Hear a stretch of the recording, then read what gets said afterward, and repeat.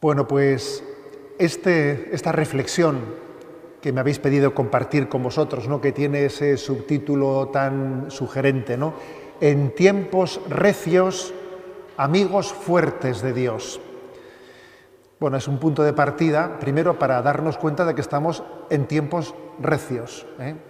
Estamos en tiempos recios, en tiempos en los que, bueno, decía San Agustín, una famosa sentencia suya, yo creo que muy luminosa, dice él: de dos maneras ataca el mundo a los seguidores de Cristo. ¿Los halaga para seducirlos o los atemoriza para doblegarlos? A ver, o con la derecha o con la izquierda, te voy a decir, ¿eh? Primero te voy a intentar atraer con la mano izquierda. Los halaga para seducirlos, es decir, te mundanizo, te venzo mundanizándote, te estoy fagocitando, ¿no?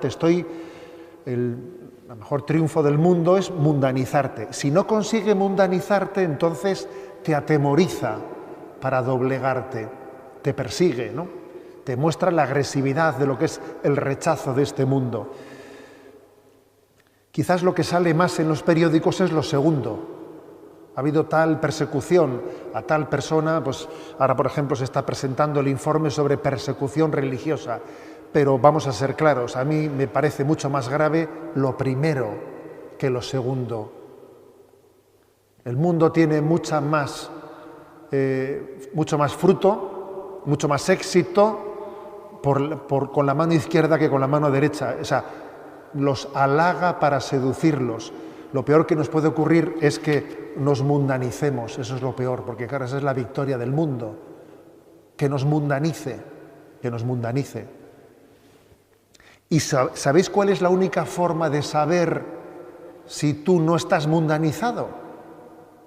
La única forma de saber si uno está vivo es comprobar si es capaz de remar contracorriente. Si no eres capaz de remar contracorriente es que estás mundanizado, es que te arrastra, ¿no? Es como esos peces que no son capaces de remar contracorriente, que los lleva la marea, ¿no? Tú dirás, bueno, yo soy libre, yo hago lo que me da la gana. Sí, tú eres como una cobaya, que estás en una jaula y que estás atrapado por la mundanidad, atrapados en un engaño. Podemos mundanizarnos y creernos libres. Recuerdo un chiste, una viñeta de esas de Forges, que con su ironía habitual decía él, ¿no?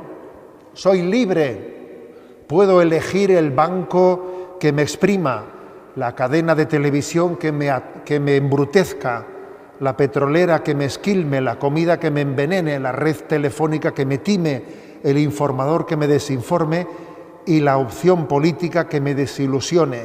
Insisto, soy libre, ¿eh? Pues bueno, quizás en nuestro tiempo todavía hemos ido más lejos, ¿no?, que cuando esta viñeta de Forges se hizo pública, que ya es bastante antigua. Hoy en día diríamos, soy libre, tengo derecho a suicidarme, ¿no? Pues diría, hombre, pues si eso es signo de libertad, todo ello nos lleva a hacernos la pregunta, ¿no? ¿Estamos mundanizados? ¿No estamos mundanizados? Creo que esta es la pregunta clave. La pregunta clave es esta, y yo sobre esto quisiera pues insistir, ¿no?, en esta reflexión que os comparto. El reto principal que tenemos es no los ataques que recibimos desde el exterior. Mira, ojalá recibamos más ataques, que será señal de que vamos por el buen camino, ¿eh? Lo peor no es que el cristianismo sea atacado, sino lo peor que el cristianismo sea insignificante. Eso es lo peor, ser insignificantes. Lo peor no es nuestro problema no es que seamos una minoría. Nuestro problema no es que nos ataquen, nuestro problema es que seamos insignificantes, porque si la sal se vuelve sosa, entonces ¿para qué sirve? Nuestro gran reto es la secularización interna. Y no nos equivoquemos de enemigo en el diagnóstico que hacemos. Este es nuestro reto, la secularización interna. El gran mal que nos aqueja es el haber desesperado de la santidad, el no esperar la santidad como algo cierto, como un don con el que Dios está absolutamente comprometido en nuestra vida. Entonces, pactar, hacer un pacto no explícito, implícito, pero muy real, con la mediocridad. Y eso tiene más consecuencias de lo que suponemos. Se habla mucho, sabéis, de los escándalos de la Iglesia, y de vez en cuando salen en los periódicos, en tal sitio ha habido un escándalo, etcétera. Y ciertamente, qué daño hacen los escándalos, ¿verdad? Pero yo digo, no nos escandalicemos tanto de los escándalos. Vamos a escandalizarnos un poco más de nuestra mediocridad. Recuerdo haber escuchado a Amedeo Cencini, un religioso italiano que ha reflexionado mucho, ¿no?, sobre los escándalos en el seno de la Iglesia, decir él que el escándalo de unos pocos es el resultado de la mediocridad de muchos. Cuando hay mucha mediocridad, surgen escándalos, ¿sabes?, ¿no? Pero la mediocridad ya es un escándalo. Nos debería de escandalizar la mediocridad, sin estar esperando a que alguien pues, meta la pata de una manera sonada y salga en los periódicos. Nos debería de escandalizar la mediocridad. Nos debería de escandalizar el haber renunciado a un planteamiento de vida espiritual en el que se proponga la santidad. Eso nos debería de escandalizar. Entonces, si esto es así, si nuestro mayor reto es ese, ¿no?, es el cómo luchar contra la mundanidad que nos va absorbiendo, cómo romper con ese pacto diabólico que es el pacto con la tibieza. No, si los hay peores, ¿sabes? Ese es el pacto de la tibieza. Los hay peores, ¿no? Entonces uno hasta se siente más o menos como autorizado a la mediocridad, ¿no? ¿Cómo romper con eso? Bien, creo que hay una manera de abordarlo que es tan, digamos, tiene raíces en la tradición de la Iglesia en los primeros siglos, y al mismo tiempo creo que en este momento, gracias a Dios, está adquiriendo actualidad, ¿no? Que es que nos acerquemos a lo que los padres de la Iglesia llamaron la acedia, un término que cayó en desuso, que en un tiempo en la vida de la Iglesia tuvo pues una reflexión, era motivo de reflexión continua, la acedia. Algunos también le llaman la acedía. La verdad es que hay ciertas discusiones de dónde poner el acento. Acedia o acedía era el nombre que daban los padres de la Iglesia, por ejemplo, Evagrio Póntico en el siglo IV, a un pecado capital del alma, que luego con el paso del tiempo cambió de nombre y se le llamó pereza. Pero es que ese cambio de acedia por pereza, yo creo que es un cambio que empobrece mucho el término, lo empobrece mucho, porque todos sabemos que por pereza, lo que se entiende pues es una voluntad un poco floja, ¿eh? Uno es perezoso, pues tiene la voluntad un poco floja. Ya, pero la acedia es algo más. La acedia es un concepto que, como vais a ver, los padres de la Iglesia vieron en ello una especie de pereza del alma, no solo del cuerpo, porque nosotros decimos, ¡ay, cómo me pesa el cuerpo! ¡Qué pereza! No. Se trata de la pereza del alma, no solo del cuerpo. Es verdad que si tienes pereza en el alma, enseguida vas a tener en el cuerpo, eso es verdad. Pero la peor pereza es la del alma, más que la del cuerpo. Entonces, ha sido especialmente un benedictino francés, Jean-Charles Nault, quien ha traído, ¿no?, a colación y ha hecho un gran servicio a la Iglesia con la publicación de un libro, La acedia, el demonio del mediodía. Qué título, ¿no? El demonio del mediodía. ¿A qué se refiere eso con el demonio del mediodía?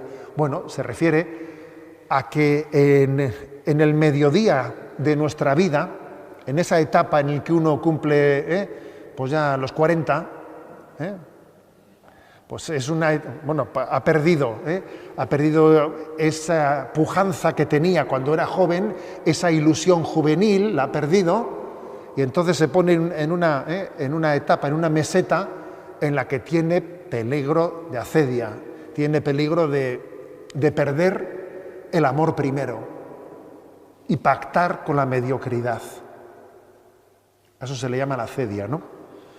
Entonces, como digo, fue especialmente Evagrio Póntico, en el siglo IV, el que nos habló de ello. Y luego ha habido muchos padres de la Iglesia que nos han hablado de ello. Yo me quiero servir de esa descripción de la acedia y de los remedios contra la acedia para esa lucha contra la mediocridad y contra la tibieza y contra ese mal de la secularización, de la mundanización que se nos infiltra, del cual os hablaba yo antes. Bueno, son 7 los pecados capitales. 3 de ellos son más carnales y 3 más espirituales. Los más carnales son gula, lujuria y avaricia. Y los más espirituales, digamos, son soberbia, envidia e ira. Y el séptimo, que es la acedia, es un poco la intersección entre los pecados, más bien los carnales y los espirituales. Es difícil saber si la acedia es más carnal o es espiritual. Está en la intersección de ambas cosas. Esa especie de pereza espiritual que finalmente contagia al cuerpo, claro. La acedia es un desenamorarse, es una pérdida de tensión espiritual, de lo cual conlleva un montón de males.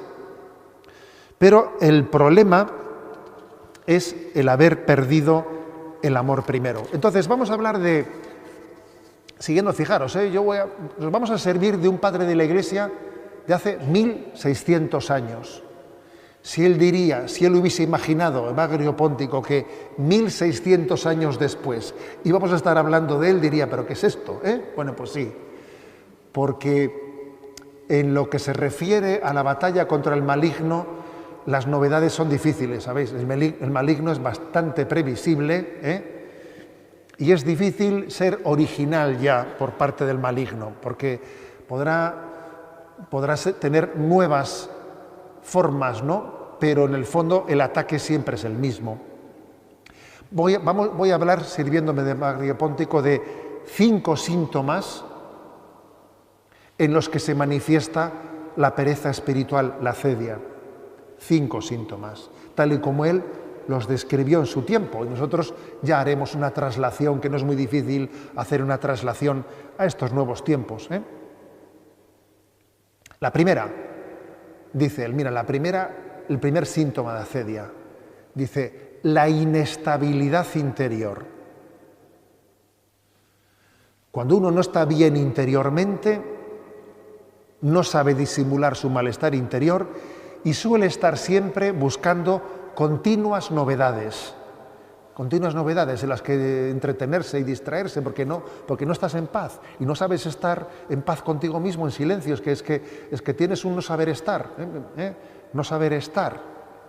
Es muy curioso porque él, como un asceta del siglo IV, ¿no?, que se dirigía a los ermitaños, etc., él decía, pues el monje o el ermitaño que tiene esta inestabilidad interior, decía él, se está continuamente asomando a la ventana de la celda, asoma, mira, se vuelve a sentar, mira las musarañas, vuelve a asomarse, vuelve a sentarse, sale, da una vuelta, no sabe estar quieto. Fíjate tú, si Evagrio Póntico supiese hoy en día que tenemos la cantidad de cosas para distraernos, ¿sabes? No solo, él decía asomarse por la ventana, anda que nosotros no tenemos cosas para asomarnos por la ventana, ¿sabes? Pero el mal es el mismo, ¿eh? Es el mismo. El mal es el mismo. Es cuando uno no está interiormente en paz, necesita agarrarse a novedades, a ver con qué me distraigo, ¿sabes? Porque no sé estar en paz conmigo mismo. Entonces voy, hago un plan, lo deshago, hago otro, ¿eh? Me meto en Instagram, subo, no, bajo, no, comento, ¿eh? Comienzo una cosa, la dejo a medias, hago proyectos, ¿eh? Voy de viaje, vuelvo, no, sí, subo, bajo. Es que estamos así. Es un síntoma muy claro, ¿eh? De que uno no está bien sustentado, su inestabilidad interior. Un síntoma que nos tiene, o sea, el no saber estar en paz y alegría y gozo consigo mismo.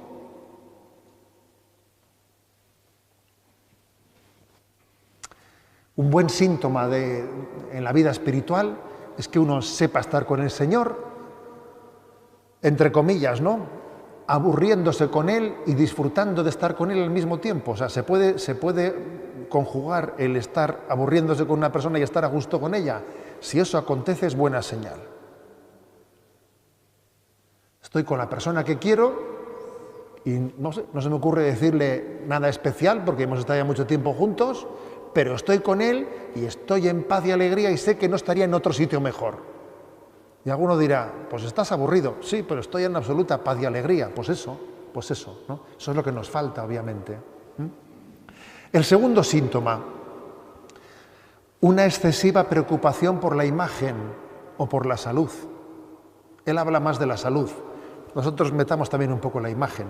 Bueno, lo de la salud también ahora con la de la pandemia, la verdad es que también ha sido una manera de aflorar muchos miedos, obsesiones, de muchos, ¿no? De muchos de nosotros que han dejado al descubierto nuestros miedos y nuestras obsesiones. Pero está claro que nuestra generación se caracteriza, sí, por tendencia hipocondríaca y mucha preocupación, pero especialmente por la imagen. Ay, que engordo, que no engordo, que estoy bien, que dejo de estarlo, ¿no? La obsesión por los alimentos. Hacer de la alimentación una obsesión. Todo esto es un síntoma de que cuando uno se descentra, pierde su ilusión, entonces el corazón del hombre, que ha sido creado para amar a Dios, necesita agarrarse a otras cosas. Y su propia autoestima la tiene que fundar en otras cosas. En cómo me veo, cómo me ven. Me veo bien, no me veo bien, ¿no? Esta cultura del like que nos han traído las redes sociales es que deja al descubierto este aspecto que ya en el siglo IV nos hablaban de él, lo deja al descubierto, ¿no? Me empiezo a mirar en el espejo y ay que me duele aquí, ay que me duele acá, en una continua autoobservación y preocupación por uno mismo, por verse bien y dejar de verse bien. Todas esas fotografías que estamos viendo, ¿no? Me voy a hacer un selfie por la derecha, por la izquierda, de arriba abajo, de abajo arriba, ¿no? Todo eso es un retrato de nuestro mal interior. Es un síntoma de un mundo que ha perdido ese centramiento. Cuando uno deja de estar en presencia de Dios, entonces los demás se acaban convirtiendo en la preocupación de su imagen, de cómo soy visto, de cómo soy percibido, ocupa el lugar inmediatamente de la presencia de Dios. Porque ante nadie y en el vacío no puedes estar. El vacío no existe. Por mucho que el Zen pretenda llegar a una especie de estado de vacío interior. A ver, el vacío no existe. Si no hay presencia de Dios, si perdemos la presencia de Dios, estamos inmediatamente preocupados por nuestra imagen ante los demás, cómo me veo y cómo me ven. Tercer síntoma, la aversión hacia nuestro deber de Estado. Tenemos un deber de Estado que será el estudio o será el trabajo. Cada uno sabe dónde Dios le ha plantado. Cada uno está llamado a florecer donde Dios le ha plantado. Entonces, cuando viene la acedia, nos escaqueamos. El escaqueo es continuo, porque no podemos con esa vocación que Dios nos ha dado. Nos resulta insufrible, nos resulta pesadísima, ¿no? Uno huye de esa encomienda que Dios le ha hecho, se escaquea de ella, no coge el toro por los cuernos. Está viendo cómo se escaquea por aquí y por allá, soñando en otros escenarios. Es que si yo estuviese en otro sitio, si yo tuviese otro trabajo, si tuviese otro, siempre es un y sí, que en el fondo es un escaqueo, ¿no? Es todo lo contrario a entender que Dios me ha puesto en el escenario y en el lugar que yo necesitaba para mi santificación.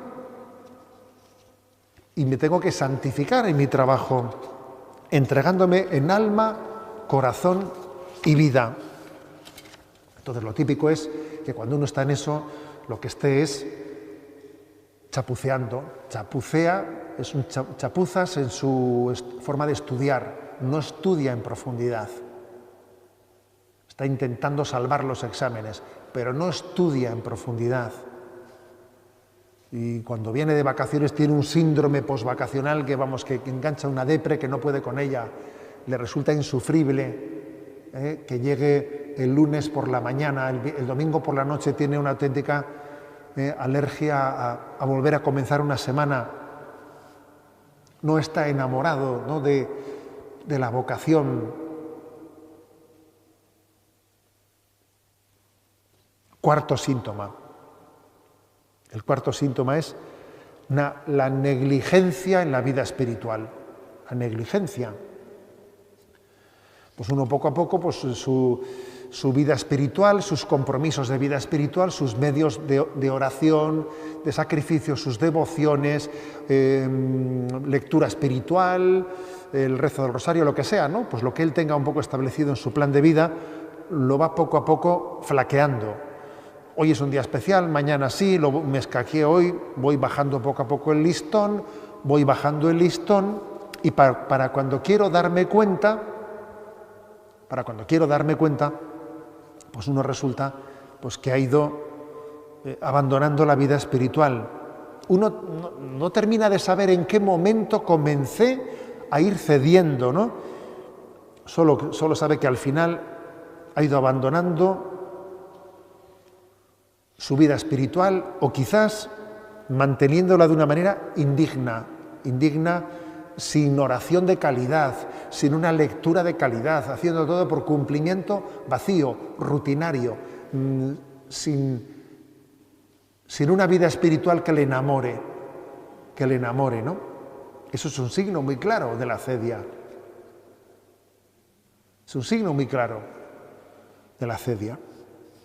Lo curioso es que Bagrio Póntico dice que este cuarto síntoma suele tener dos versiones, que una es la versión de una negligencia en la vida espiritual y otra es la versión de un exceso, que yo creo que más que un exceso en nuestros días, desde luego peligro de exceso no tenemos mucho, de rezar demasiado, pero sí tenemos quizás un peligro de desequilibrio en la vida espiritual. Pues mira, el que desequilibra su vida espiritual y está siempre buscando novedades, pues visiones, que si alguien, nuevas revelaciones o teorías, de alguna manera, que si el fin del mundo viene no sé qué, que si alguien ha anunciado el Apocalipsis, y a veces también un signo de esa acedia es que en vez de centrarte en la vida espiritual, en lo que Dios te ha mostrado, estés descentrado mirando a ver si alguien anuncia la llegada de no sé quién, ¿no? También es un signo de acedia, curiosamente, ¿no? En definitiva, ¿no? El quinto síntoma, que es el fondo, lo resume todos, ¿no? Recordad que decíamos que la acedia es la intersección entre los pecados capitales espirituales y los carnales. Yo diría, me pesa el alma, ¿no? no únicamente me pesa el cuerpo, sino me pesa el alma. Cuando sentimos que nos pesa el alma, que hemos perdido esa especie de alegría interior, de unidad interior, de esperanza en la santidad, se nos tiene que encender todas las luces rojas, ¿no? Porque esa especie de desánimo general puede esconder una desesperanza. Me pesa el alma. Hay una expresión del Padre Pío que cuando la leí me pareció genial, en una de sus cartas a una dirigida, que dice el Padre Pío: en la vida espiritual, cuanto más se corre, menos se siente el cansancio. Me parece una expresión genial. En la vida espiritual, cuanto más se corre, menos se siente el cansancio. Ahora, cuando uno se cansa un montón, es cuando uno pues está viviendo las cosas, manteniendo unos mínimos, pero en el fondo no está enamorado de ellos, entonces le cuesta tremendamente el rezo del rosario, le cuesta tremendamente la Eucaristía, me cuesta mantener los mínimos un montón. Si tú corrieses, si tú estuvieses enamorado, no te costaría nada. Repito la frase, en la vida espiritual, cuanto más se corre, menos se siente el cansancio. Como vayas a un ritmo de tortuga, eso es insufrible. Bueno, ¿y cuáles son los remedios?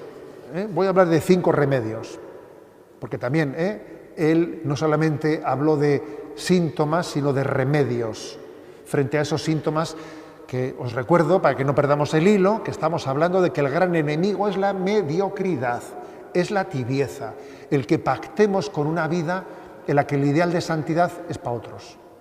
Está muy bien los santos, pero los santos son para hacerles novenas, ¿sabes? No, perdón. Los santos no solo son para hacerles novenas. Santo eres tú. Tú estás llamado a serlo. 5 remedios. El primero, lágrimas de contrición. Lágrimas de contrición. San Ignacio de Loyola, en sus ejercicios espirituales, aconseja a los ejercitantes pedir a Dios el don de lágrimas. No unas lágrimas artificiales, no hacer, a ver, voy a ver si me emociono. No, por Dios, no se juega eso, ¿no? No se juega, pero pedirle a Dios la conciencia viva de cómo le hemos ofendido, la conciencia viva de qué paciencia ha tenido Dios conmigo, de cómo he sido amado inmerecidamente, ¿no? De saberme el hijo pródigo que Dios me acoge, pero qué paciencia tiene Dios conmigo, pero cómo puede ser tan bueno, ¿no? Y que rompamos a llorar con lágrimas de verdadera contrición. Esas lágrimas son muy sanadoras porque rompen nuestra atonía, nos despiertan de la mediocridad. Son un reconocimiento de que necesitamos ser salvados por Jesucristo y que la salvación es un regalo inmerecido de misericordia, ¿no? Tú te imaginas, ¿no?, que ahora te fuesen a fusilar, ¿no? Que te fuesen a fusilar y te están apuntando. Y tú dices, aquí ha llegado mi hora, Te están apuntando y que entonces viniese alguien y dijese, a ese ni lo toquéis. ¿Te imaginas eso? Tú en ese momento, con esa tensión que has vivido, en ese momento cómo romperías a llorar de agradecimiento, etcétera. Bueno, pues eso mismo es lo que pasa en cada momento con Jesucristo, quien dice, a este no lo toquéis, este es hijo mío. Yo tengo para él proyectos de santidad. Y él que nos está salvando, ¿no?, nos salva de la muerte eterna, pues lo lógico es que tal noticia, tal acontecimiento nos lleve a sentirnos conmovidos, ¿no? Esas lágrimas de contrición lo que hacen es romper con la atonía, con una falsa paz.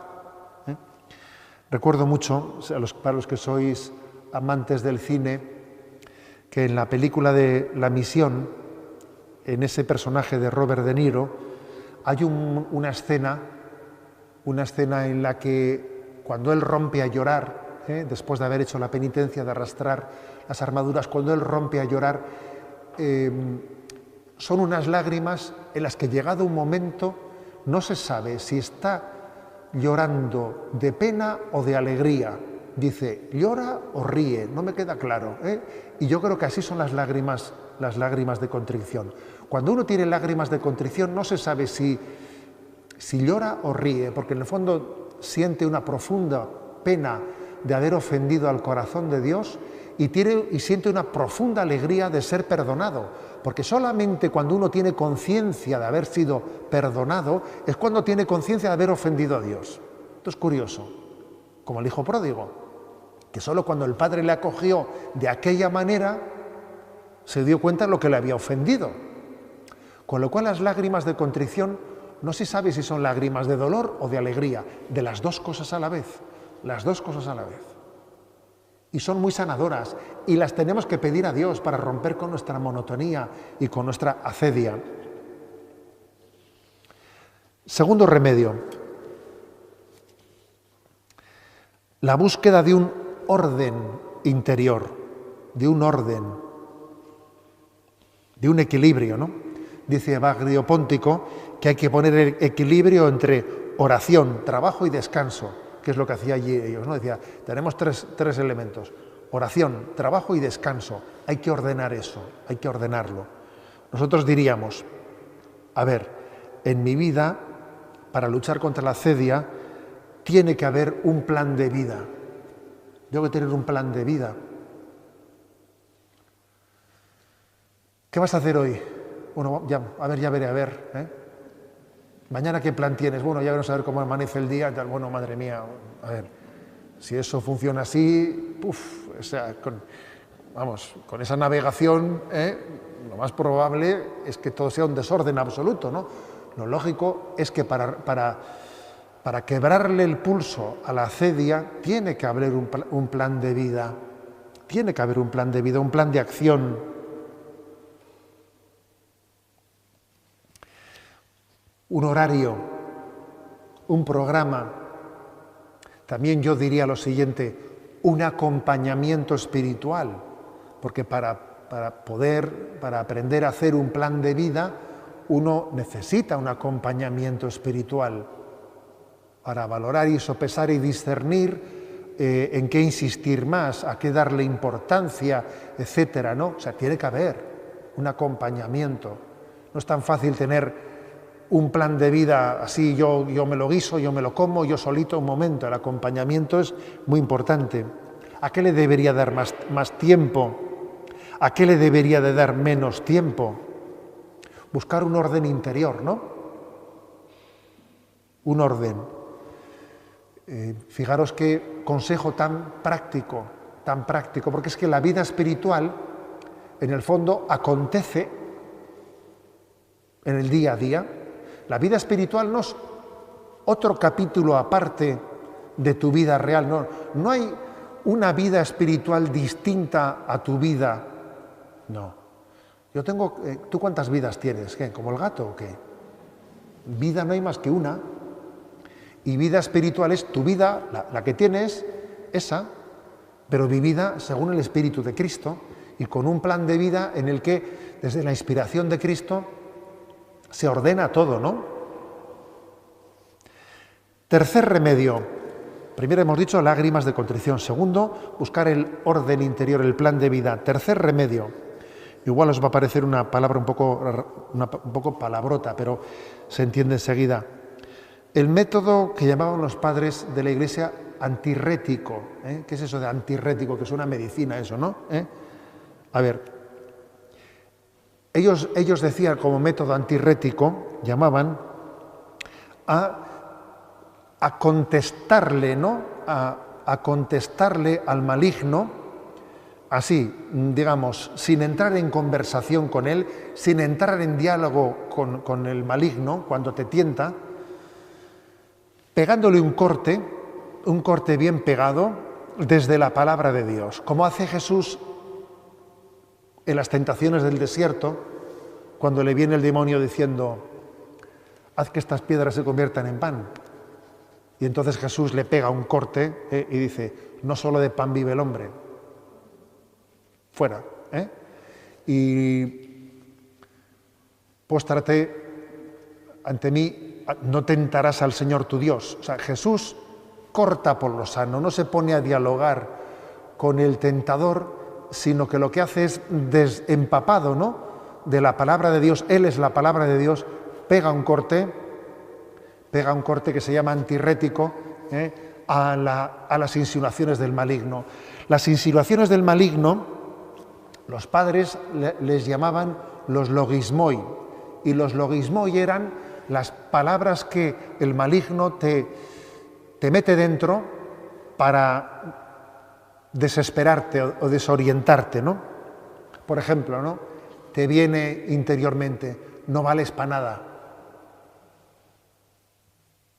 Ta vida es una porquería. O tantas palabras de desaliento. No merece la pena nada.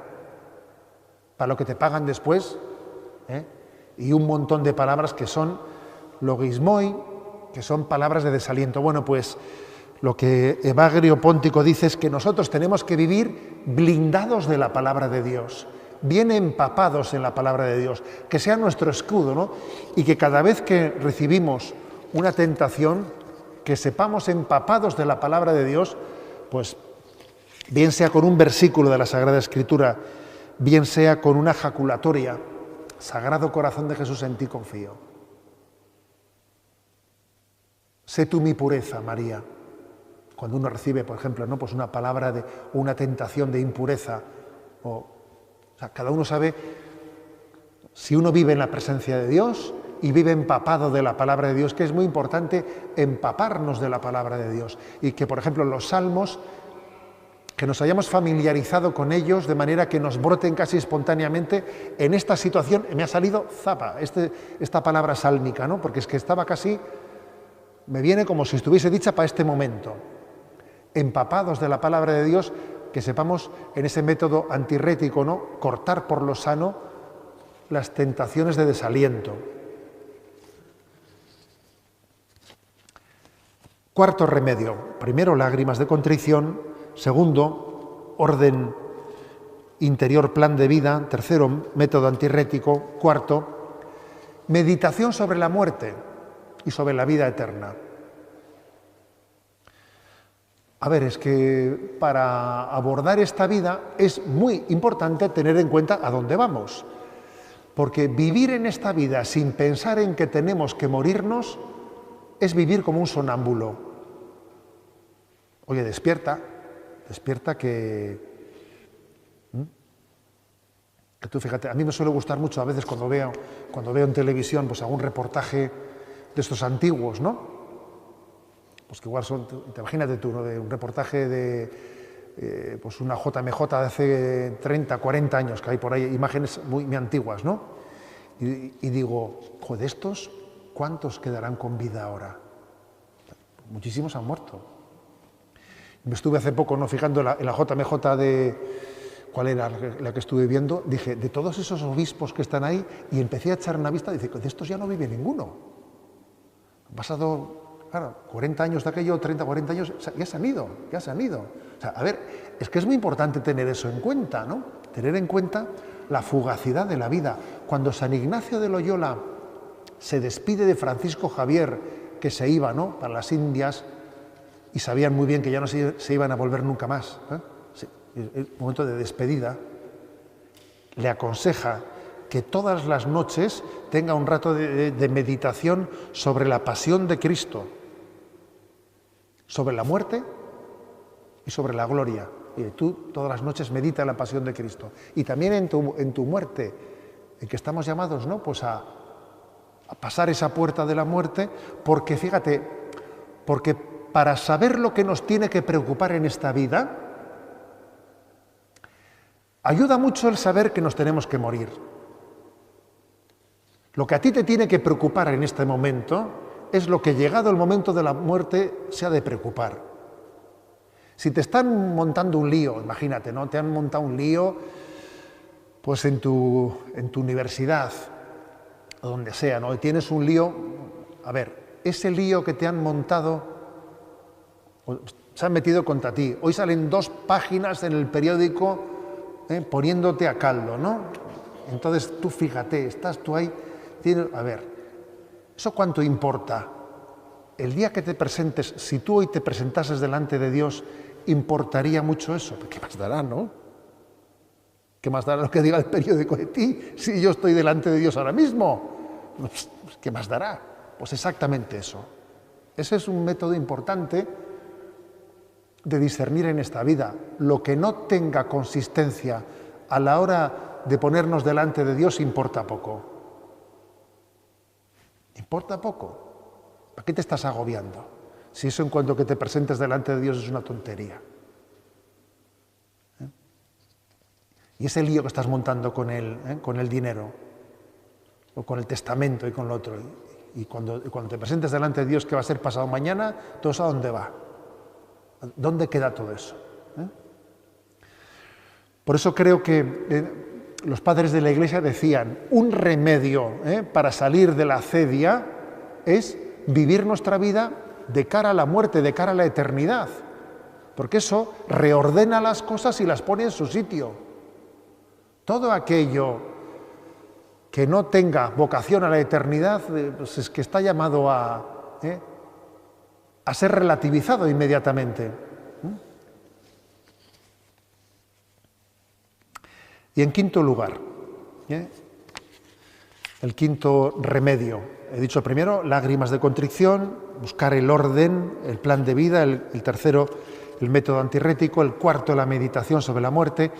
El quinto, dice Evagrio Póntico, la petición del don de la perseverancia. Señor, danos la perseverancia final. Danos la perseverancia final. De muchos es el comenzar, ¿no? Pero el ser perseverante hasta el final es un don que supera la naturaleza humana. El hombre tiene cierta capacidad natural de obrar el bien, cierta capacidad de obrar el bien,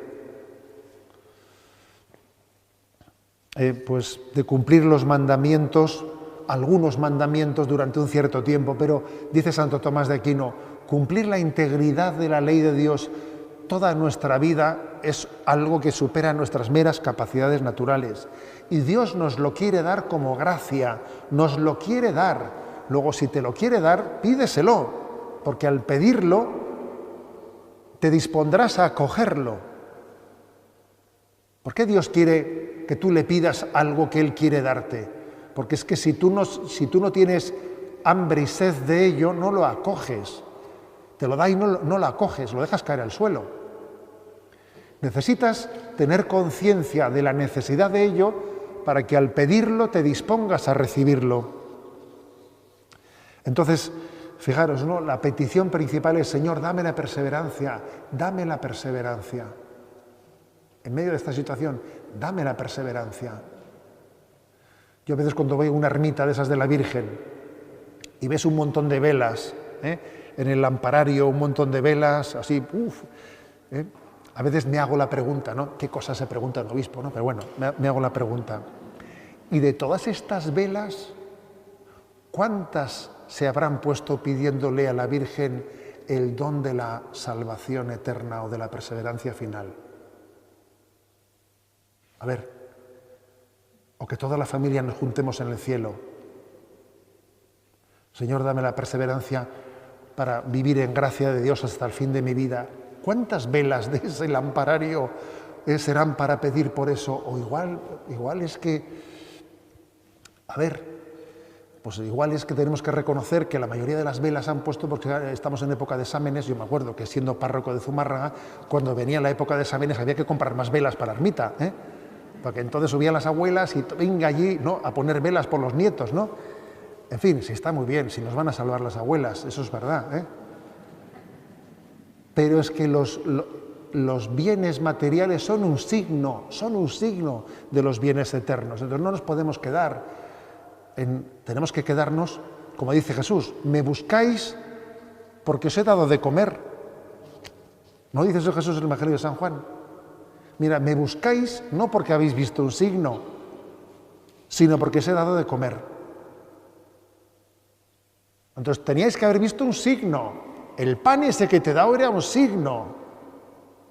Entonces no te quedes en el pan. Mira lo que significaba.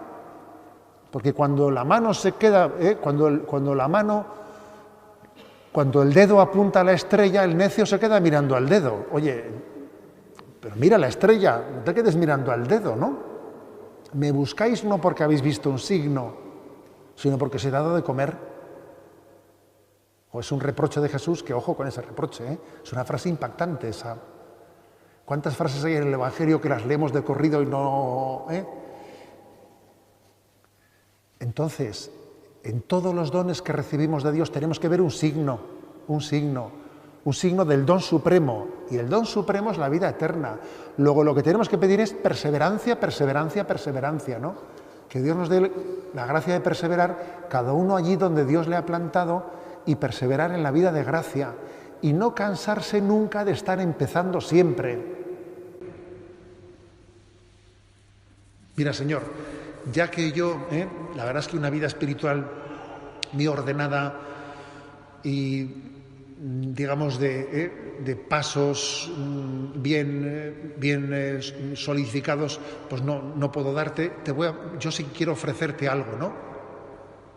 No te puedo ofrecer muchos frutos, pero te quiero ofrecer el no cansarme nunca de estar empezando siempre, de ser un alumno de primero de primaria y decir, bueno, pues el ABC de nuestra vida, que es, que os recuerdo, ¿no? Que cuando hice mis primeros ejercicios espirituales, pues el sacerdote nos dio a todos una estampa que era del Cristo de Velázquez, la tengo por ahí, ya está muy rescabarjadita, y detrás ponía, ¿no? Viviré habitualmente en gracia de Dios, y si caigo me levantaré. A ver, si es que ese es el ABC de la vida, ¿no?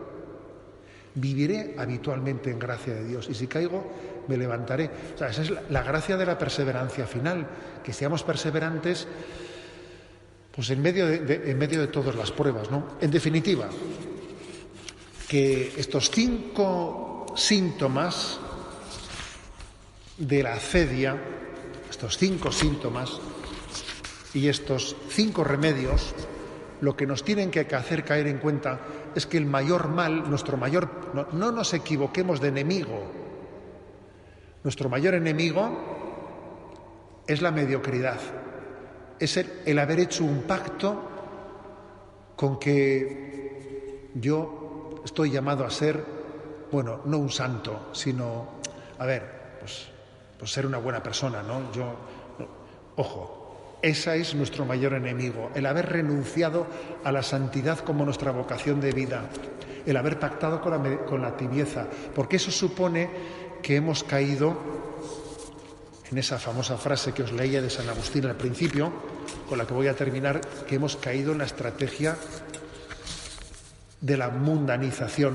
De 2 maneras ataca el mundo a los seguidores de Cristo: los halaga para seducirlos o los atemoriza para doblegarlos, ¿no? Vamos a concluir pidiéndole al corazón de Jesús, ¿no?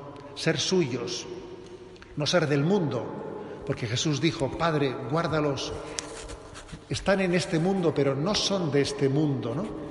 Y pedimos ser del corazón de Cristo y que Él mantenga en nosotros encendida la esperanza y la santidad.